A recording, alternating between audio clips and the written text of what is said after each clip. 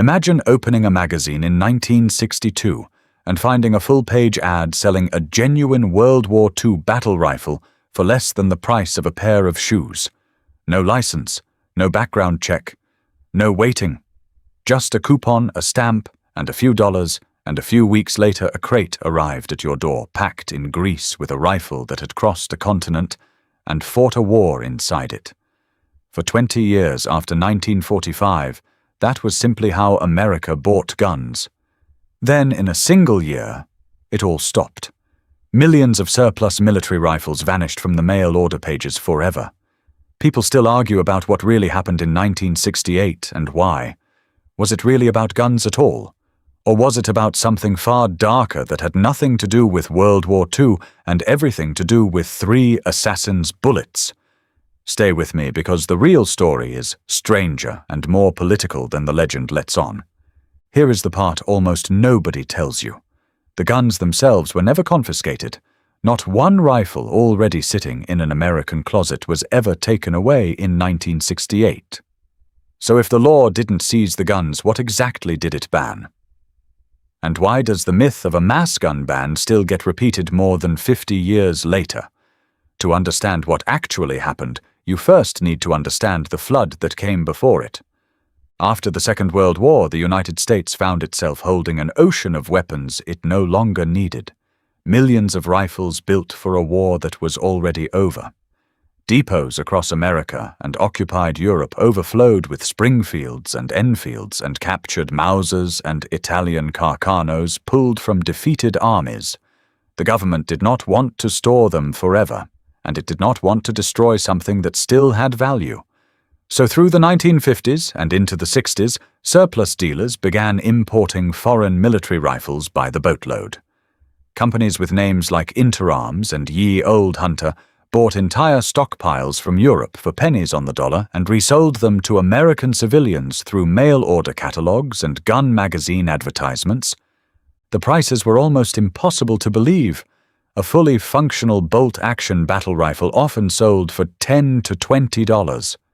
A Mosin Nagant carbine chambered in a cartridge that could still drop an elk at 300 yards cost less than a decent pair of boots. Anyone over the legal age with a stamp and an envelope could order one straight to their front door with no dealer, no license, and often no questions asked at all. For a certain generation of American men, this was simply normal. You saw the ad. You clipped the coupon. Weeks later, history itself showed up on your porch. By the mid-1960s, surplus military weapons had become a genuine industry. Domestic gun manufacturers hated it because a cheap imported Mauser undercut their own hunting rifles by a wide margin. Import numbers climbed into the hundreds of thousands every single year. Estimates for 1967 alone put firearm imports at well over 400,000 units, flooding into the American market largely without federal oversight. It was the largest unregulated flow of military weapons in the country's peacetime history, and almost nobody in Washington was paying attention. These rifles were not hidden away in some shady corner of American commerce. They sat right out in the open. Department stores stocked them near the sporting goods counter, the same way they stocked fishing rods and baseball gloves. Surplus Lee Enfields were sometimes displayed loose in wooden barrels rather than locked behind glass, because nobody treated a $20 Army rifle as anything special. The civilian marksmanship program run through the federal government sold Americans genuine service rifles at cost as a way of encouraging riflery as a national skill left over from an era when the country still worried about being caught unprepared for the next war. Buying a piece of World War II history was not an underground hobby. It was practically a Saturday errand. And here is a detail that makes the coming irony almost too strange to believe. Long before Dallas, a young senator from Massachusetts had already tried to slow this exact flood down. In 1958, Senator John Kennedy introduced legislation aimed at controlling the importation of surplus military firearms flooding in from overseas. It went nowhere. Just 5 years later, the very trade he had tried to rein in supplied the rifle that ended his life. That was about to change. Not because of World War II, because of a single afternoon in Dallas, Texas. On November 22, 1963, President John Kennedy was assassinated in Dallas. The rifle used was not some black market weapon smuggled through the underworld. It was a 6.5mm Carcano infantry rifle, originally issued to Italian soldiers during the war. Lee Harvey Oswald had purchased it through the mail using a false name for roughly $20, advertised in the back pages of a rifle magazine. Suddenly, the exact same surplus trade that had quietly supplied American hunters and collectors for 2 decades became a national scandal overnight.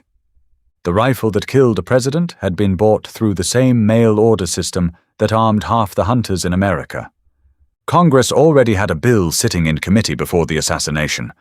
Senator Thomas Dodd of Connecticut had introduced legislation years earlier aimed at curbing military surplus imports, largely at the urging of domestic gun manufacturers who wanted foreign competition gone. After Dallas, that quiet protectionist bill suddenly had a moral urgency it never had before. Dodd rewrote it to target mail-order sales directly, and still for years it went nowhere. The National Rifle Association fought it hard. Its own publication accused supporters of what it called irrational emotionalism and flooded Congress with angry letters from members who had no idea their own leadership had once quietly supported earlier versions of the bill. So why did a proposal that stalled for 5 straight years suddenly become law in 1968? Because the country was coming apart at the seams and the guns kept being there every single time. Between the assassination in Dallas and the final vote in 1968, Congress held hearing after hearing on versions of this bill and watched almost every one of them die quietly in committee. Lawmakers from rural states worried about punishing hunters and collectors for a crime committed by one troubled man with a mail-order rifle.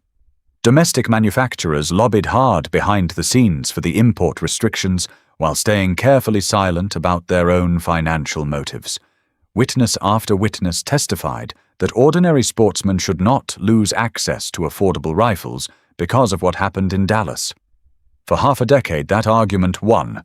Then the country ran out of patience.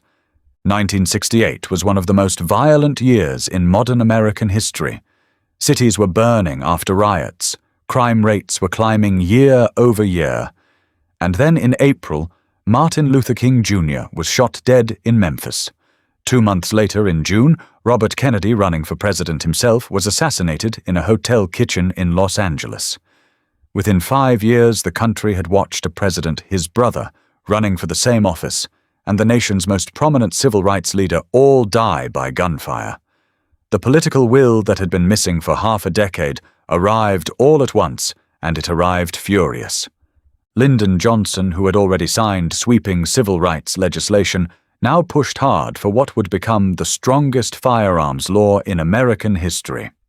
Congress finally moved. On October 22, 1968, Johnson signed the Gun Control Act into law. 50 years of failed attempts collapsed into a single autumn. But here is where the myth and the reality split apart completely. The Gun Control Act did 3 main things, and none of them involved rounding up rifles that were already in American homes. First, it ended interstate mail order sales of firearms to private individuals entirely. If you wanted a gun after 1968, you generally had to buy it in person from a federally licensed dealer. Second, it barred certain categories of people from owning firearms at all, including convicted felons, fugitives, and those judged mentally incompetent. Third, and this is the part most connected to our story, it created what became known as the Sporting Purposes Test for imported firearms. Under that test, the federal government could only approve a firearm for import if it was judged particularly suitable for hunting or target shooting. Military surplus rifles designed for combat did not qualify. Almost overnight, the flood of cheap Enfield's Mausers and Mosins that had defined the American surplus market for 2 decades was cut off at the source. Import numbers that had topped 400,000 firearms a year collapsed to a fraction of that almost immediately. The law reached beyond rifles, too. It created a points system for imported handguns that effectively banned a whole category of cheap small-caliber pistols that critics had nicknamed Saturday Night Specials. Every dealer, manufacturer, and importer now had to hold a federal license just to stay in business. A network of surplus importers who had built entire companies around shipping crates of foreign military rifles into the country suddenly found their entire business model illegal in the space of a single signature.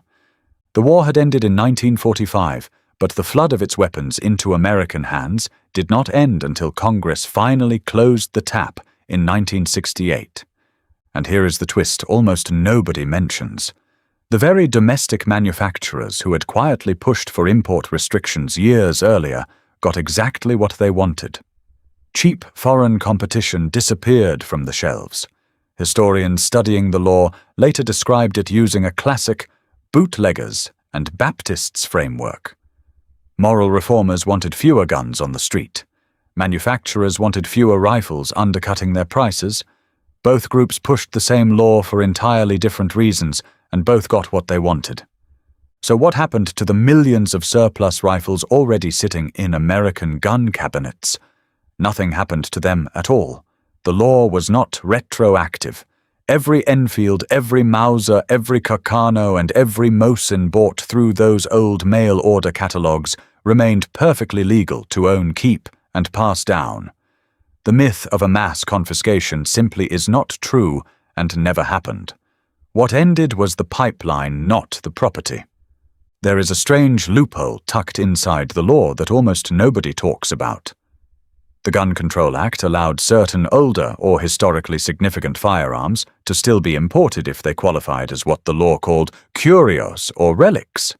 A collector with the right federal license could still legally bring in surplus rifles decades after 1968, provided they met narrow historical criteria.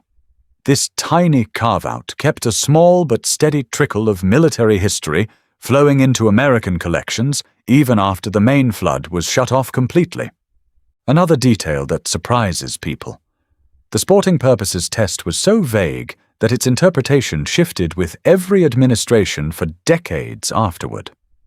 In 1989, the same statute was used to ban a wave of imported semi-automatic rifles seen as too militarized. In 1998, well over 1 million modified rifles already inside the country were affected when regulators decided even their appearance disqualified them under the same 50-year-old sporting language. A law written to deal with the aftermath of World War II surplus was still shaping American gun policy on the edge of a new millennium. Perhaps the strangest secret of all is how personal this law became for its author. Senator Dodd, who spent years pushing versions of this bill, had served as a prosecutor at the Nuremberg trials after the war, and later argued that unregulated weapons trading was a wound left open since the day the fighting stopped. For him, this was never really about hunting rifles at all. It was about closing a door that the chaos of total war had left wide open for over 20 years. The National Rifle Association's own reversal is rarely discussed either. In the early 1960s, its leadership had quietly supported restricting military surplus imports, largely for the same protectionist reasons manufacturers wanted. It was only after public backlash from its own membership that the organization pivoted hard into fierce opposition, the same posture that defines its politics to this day. The gun rights movement, as most people recognize it, now effectively began reacting to this law. Collectors today still trade stories about the final scramble before the law took full effect. Surplus dealers who saw the writing on the wall spent the last months of 1968 emptying warehouses at a pace nobody had seen before, trying to move as much remaining inventory as possible before the sporting purposes test locked the door for good. Some of the last legal shipments of genuine World War II battle rifles to enter the country arrived in the final weeks before the law took hold, packed onto ships that had no idea they were carrying the tail end of an entire era.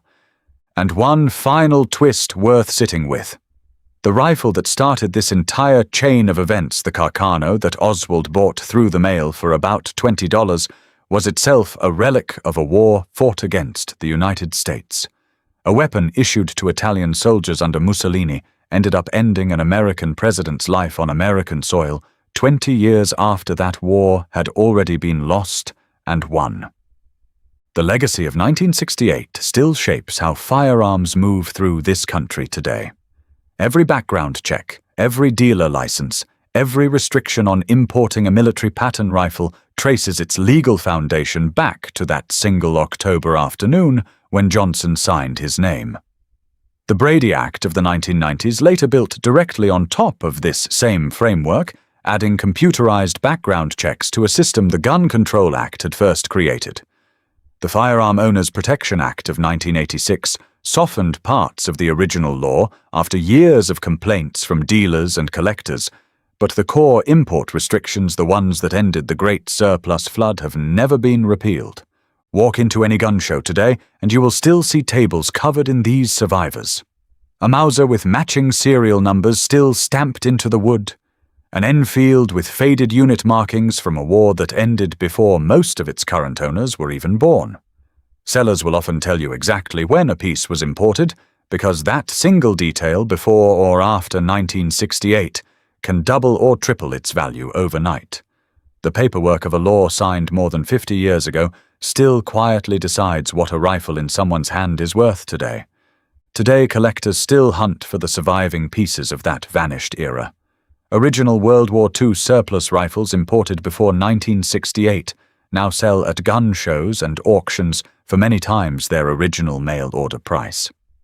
A rifle that once cost $20 delivered to your door can now command hundreds or even thousands of dollars, depending on its condition and country of origin. The very cheapness that defined the post-war flood is exactly what makes surviving examples so collectible now. Scarcity created by a law written more than half a century ago turned yesterday's bargain bin into today's treasured relic. A $20 mail-order rifle from 1962 can be worth more today than most people's monthly paycheck. So was 1968 really about banning millions of World War II guns? Not in the way the legend claims. Nothing was seized, nothing already owned was taken. What actually happened was quieter and in some ways more consequential. A 20-year river of military surplus that had armed a generation of American hunters and collectors was dammed at its source in the space of a single congressional session, driven not by the war itself, but by the blood spilled in Dallas and Memphis and Los Angeles years after the fighting in Europe and the Pacific had already ended. The guns that survived that closing door are still out there, in closets, in gun safes, passed down through 3 and sometimes 4 generations of the same family, each one carrying 2 histories at once, the war it was built to fight, and the year America decided it would never let a flood like that happen again. Think about that for a moment.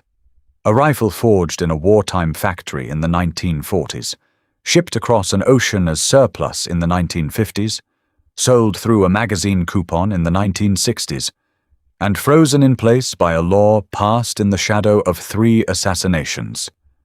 Every one of those rifles is a small time capsule carrying 2 entirely different American stories welded into a single piece of steel and walnut. The war that built it and the violence that ended its era of easy access were separated by more than 20 years yet, forever linked by the same weapon in different hands. If you found this story as strange as I did, let me know down in the comments which detail surprised you the most. And if you want more hidden stories about what really happened to the weapons of World War II after the guns finally fell silent, make sure you are subscribed, because the next story is even harder to believe. Somewhere in a warehouse on the other side of the world, an entire arsenal was about to disappear, and almost nobody would notice for decades.